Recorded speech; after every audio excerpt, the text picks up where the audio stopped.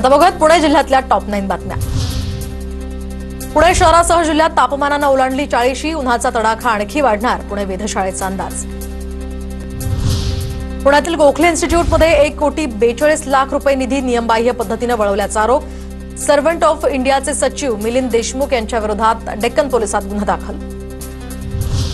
पुण्यातही उभारणार भारत मंडपम, तर 30 एकर क्षेत्र आरक्षित ठेवण्याचे महापालिकेला आदेश, नगर विकास विभागाच्या पालिकेला सूचना।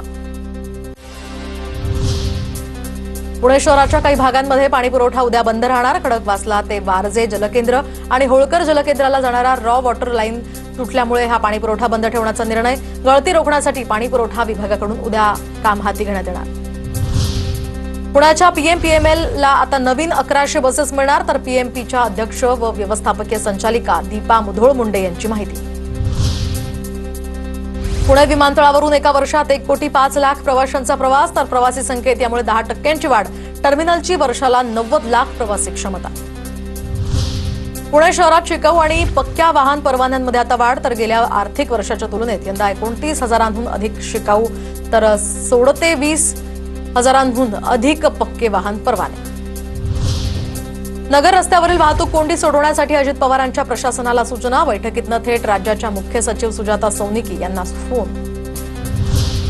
पुण्याच्या मार्केट आडते असोसिएशनचा कार्यकाळ डिसेंबरमध्ये संपला। नव्यानं निवडणूक घेण्याची धर्मादाय कार्यालयाकडे अडत्यांची मागणी, वकिलांमार्फत अडत्यांचा धर्मादाय आयुक्तांकडे अर्ज।